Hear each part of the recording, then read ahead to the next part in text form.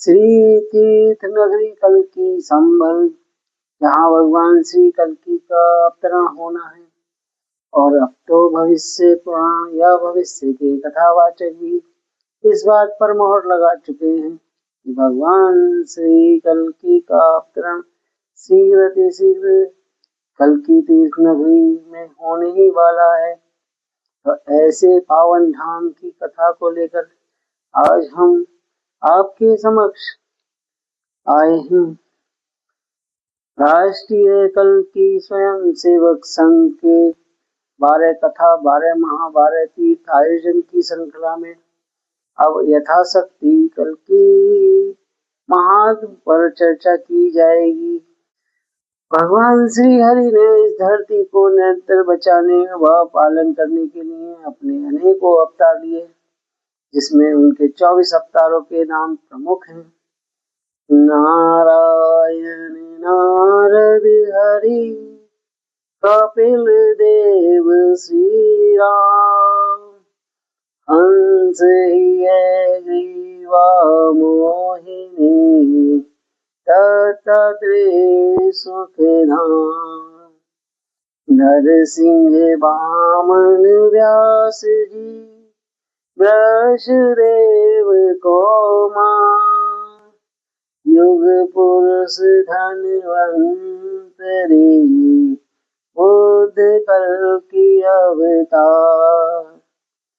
पृथुराजा वारापुरी, कृष्ण चंद्र भगवान।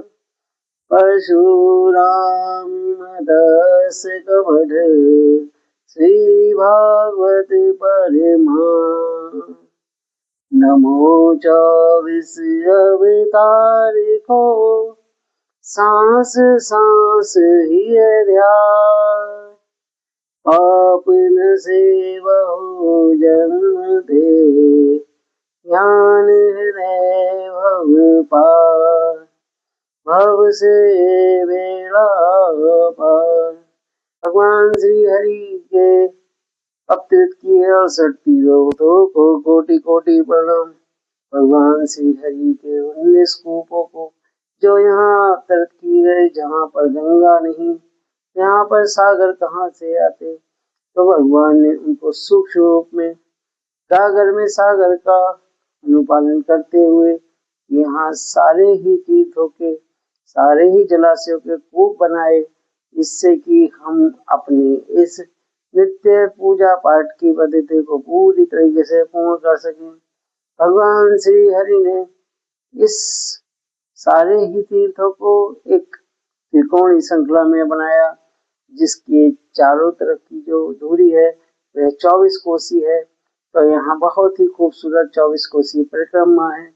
इस परिक्रमा को लगाने से ही 68 तीर्थ और 19 कूपों की परिक्रमा भी हो जाती है और व्यक्ति अपने बंधनों से छूटकर मोक्ष को प्राप्त करता है।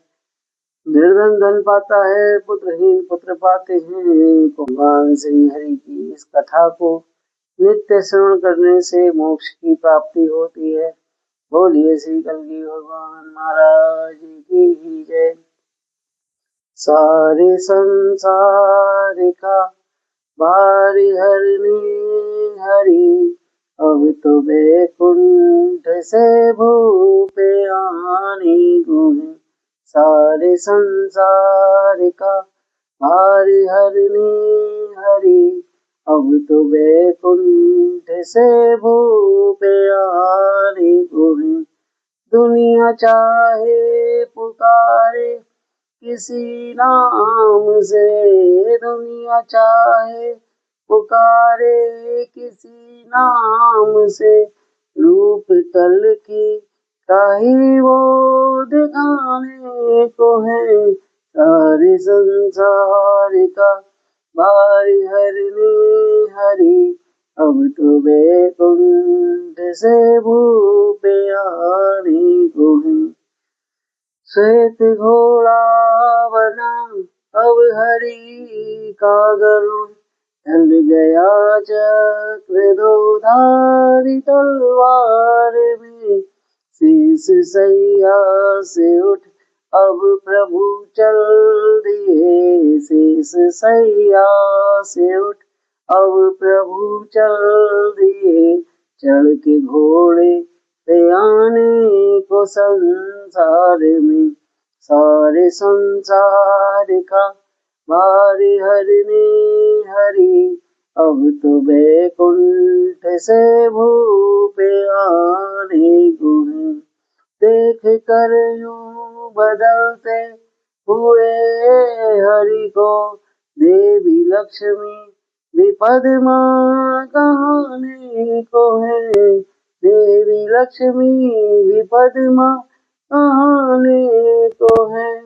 सारे संसार में फिर से भारत चुना, सारे संसार में फिर से भारत चुना। भूमि संभल धराव के पावन हुई, भूमि संभल धराव के पावन हुई। अवध मथुरा की सारी छटा, अवध मथुरा की सारी छटा। भूमि संभल में आकर उजागर हुई, भूमि संभल में आकर उजागर हुई।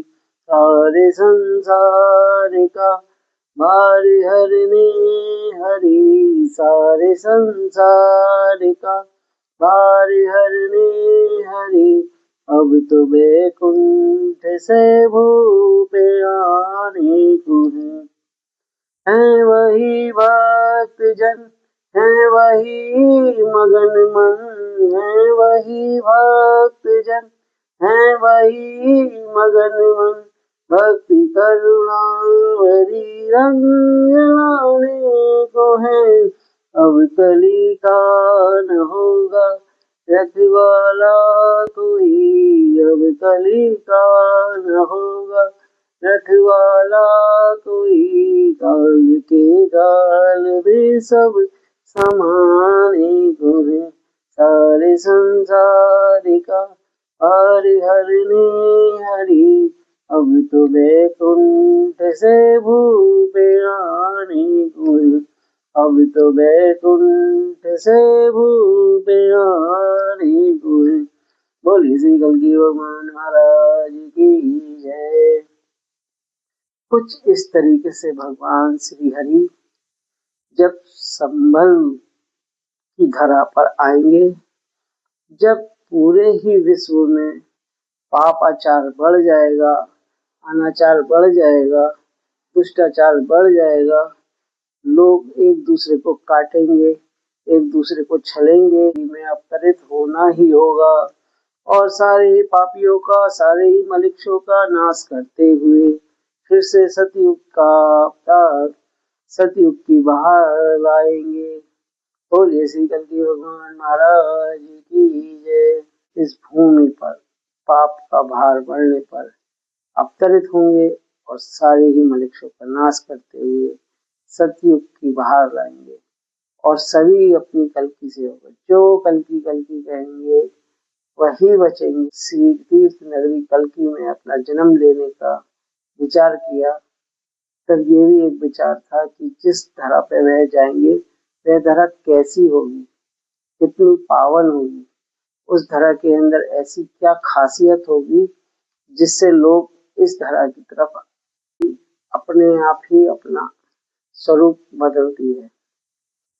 जैसे जैसे समाज में ये भ्रांतियां उठने लगी कि भगवान श्री कल्की का अवतार अब होगा या 4,32,000 वर्ष बाद होगा, तभी 2014 में भगवान के द्वारा रची गई इस नगरी भारत में यहाँ का राजा, जिसका नाम नरेंद्र दामोदर दास मोदी है, प्रधानमंत्री के पद पर सत्ता आरूढ़ हुआ और उसने गद्दी पे बैठने के साथ ही धर्म की पताका को पूरे विश्व में फैलाने का काम किया। यही नहीं, 2017 में इसके राजा को भी एक योगी व सिद्ध योगी आदित्यनाथ जी द्वारा संभाला गया और उन्होंने भी धर्म और आस्था के प्रति समाज को चलाना शुरू कर दिया। अब इससे भी रोचक बात जो आप लोगों को समझानी है कि सभी ग्रंथों में, सभी किताबों में, सभी वेदों में, पुराणों में कहा जाता है भगवान श्री कल्कि का अवतार 4,32,000 वर्ष बाद होगा। लेकिन जैसी प्रभु की महिमा है, आप लोग खुद शब्दों को बदलते हुए देख ही रहे हैं कि अब बहुत से कथावाचक, बहुत से गुरु बता रहे हैं कि भगवान श्री कल्कि का अवतार हो चुका है। तो ये भी प्रभु की ही एक लीला है। इससे अच्छी लीला श्री कल्कि तीर्थ नगरी की और क्या होगी कि जब भगवान श्री हरि को विचार किया कि उन्हें कल्कि तीर्थ नगरी में अवतरण होना है, तो भगवान श्री हरि ने तभी अपनी इस तीर्थ नगरी को सजाया, संवारा और उन्होंने इस तीर्थ नगरी पर 68 तीर्थ और 19 कूपों की स्थापना की और उन 68 तीर्थ 19 कूपों को एक 24 कोसीय परिक्रमा के समकरण ही रखा, जिससे कि हर भक्त, हर सेवक इस परिक्रमा के माध्यम से सारे ही तीर्थों और कूपों का परिक्रमा लगा सके। जबकि पूरे भारत में ही ये 68 तीर्थ और 19 कूप हैं और अपने अपने स्वरूप में है और सभी की अपनी अपनी परिक्रमा होती है।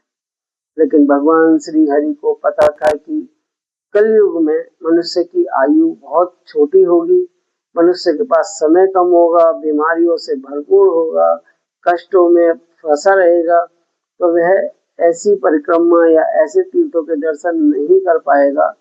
और अगर कोई व्यक्ति सच्चे मन से इन सब तीर्थों के और इन कूपों के दर्शन करना चाहता है तो उसका एक विकल्प होगा कि भगवान श्री कल्कि की अवतरण स्थली श्री कल्कि तीर्थ नगरी में आए और इस 24 कोसी परिक्रमा के माध्यम से सारे ही तीर्थों का और सारे ही कूपों का परिक्रमा भी कर सके और इन तीर्थों का लोकार्पण देख भी सके और मनभाव तरीके से पूजा भी कर सके। भगवान श्री हरि ने इसके निमित्त किस तरीके से सृष्टि को बनाया है, ये हम और आपके सोच से परे है। हमारे बहुत ही महान संत, बहुत ही तेज प्रतापी महर्षि दधि जी, जिनका आश्रम इस 24 कोसी परिक्रमा से लगभग 2 किलोमीटर दूर है, स्थित है, इनकी बड़ी एक रोचक कथा है, वो आज मैं आपके साथ शेयर करूंगा। जब इंद्र और दैत्यों के बीच युद्ध चल रहा था और वह युद्ध इतना भीषण हो गया था कि देवता हारने लगे। जब देवता हार रहे थे तब इंद्र ने भागकर भगवान शिव की शरण ली, भगवान शिव से उन्हें बचाने और दैत्यों का नाश करने का विचार रखा।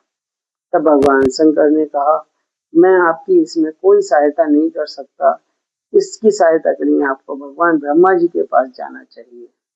इंद्र भगवान शंकर जी को साथ लेकर ब्रह्मा जी के समक्ष प्रस्तुत हुए और वहां उन्होंने अपना यही विचार ब्रह्मा जी को प्रस्तुत किया।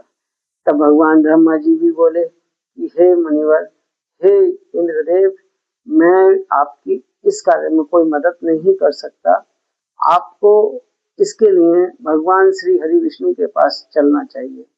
तब भगवान श्री हरि विष्णु के पास चलने के लिए देवराज इंद्र, भगवान ब्रह्मा और भगवान शिव सभी जन मिलकर क्षीर सागर निवासी श्री हरि विष्णु के पास पहुंचे और उनसे प्रणाम करते हुए अपनी याचना की।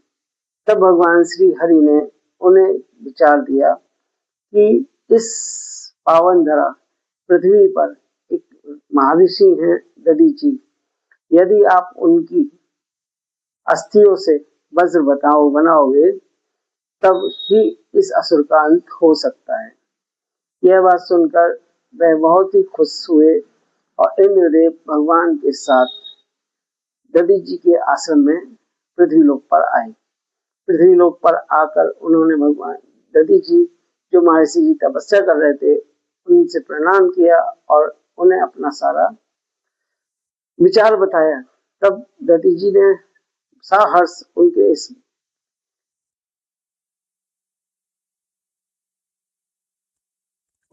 इस विकल्प को चुना और प्रसन्नता से अपनी अस्थियां देने के लिए मान गए। लेकिन उन्होंने एक शर्त रखी कि मैं इस भारतवर्ष के सारे ही तीर्थों की परिक्रमा करने के बाद ही अपनी अस्थियों का दान करूंगा। यह बात सुनकर इंद्रदेव फिर से चिंतित हो गए और उन्होंने भगवान श्री हरि के पास आकर उनके इस विचार को बताया। तब भगवान श्री हरि ने बड़े प्रसन्न मुख से कहा कि चलिए मैं इनके लिए एक कार्य करता हूँ कि अब इस भारतवर्ष के 68 तीर्थ और 19 कूप को उस स्थान पर अवतरित कर देता हूँ जिस स्थान पर कलयुग में मेरा जन्म होगा। वह स्थान था सतव्रत, क्योंकि संभल नामक इस नगरी को सतयुग में सतव्रत के नाम से जाना जाता था। वहां पर 68 तीर्थ 19 कूप अवतरित किए। तब इंद्रदेव भगवान महर्षि दधि जी के आश्रम पहुंचे और उन्होंने यह बात बताई। तब दधि जी बहुत ही प्रसन्न मुख से बोले कि ठीक है, मैं उस स्थान पर जाकर परिक्रमा करता हूँ और फिर अपनी अस्थियां आपको दान में दूंगा। तब दधि जी नैमिषारण्य तीर्थ से उठकर इस पावन नगरी सतव्रत में आए और इस सतव्रत की उस 24 कोसी परिक्रमा से 2 किलोमीटर दूर अपना आश्रम बनाया और उस आश्रम में रहते हुए उन्होंने इस 24 कोसी परिक्रमा को किया और परिक्रमा करने के बाद वापस अपने नैमिषारण्य तीर्थ पहुंचकर ध्यान में बैठ गए। और जब वह ध्यान में बैठे थे, एक गाय आई, उन्होंने उनकी मज्जा को और उनकी मांस को चाट चाट के साफ कर दिया। जब हड्डियां बची तब इंद्र ने उन हड्डियों से अपना वज्र बनाकर उस दैत्यासुर को मारा और दैत्य को विजय मिली। ये एक बहुत ही अनूठी वास्तविक स्थिति है इस सतव्रत की कि भगवान श्री हरि को जो कार्य करना ही था वह दधि जी के निमित्त करके उनको भी एक पुण्य का भागी बना दिया। आज भी इस तीर्थ नगरी संभल के अंदर महर्षि दधि जी का आश्रम है, जो कि 24 कोसी परिक्रमा के मार्ग से 2 किलोमीटर दूर और हमारे चंद्रेश्वर तीर्थ से मात्र 1.5 किलोमीटर दूर के रास्ते पर है। और वहां पर भी आज भी पूजा होती है। दधि जी के आश्रम पर आज भी भंडारा होते हैं, आज भी कार्यक्रम होते हैं। तो ऐसी पावन खूबसूरत कथा व ऐसी खूबसूरत संवाद हम और आप मिलकर हमेशा करते रहेंगे। आज के लिए कथा का विश्राम। बोलिए श्री कल्की भगवान महाराज की जय। सारे संसार का हरि हरने हरि, अब तो बैकुंठ से भूप आने को दुनिया चाहे पुकारे किसी नाम से, रूप कल की काही वो दिखाने को। बोलिए श्री कल्की भगवान महाराज।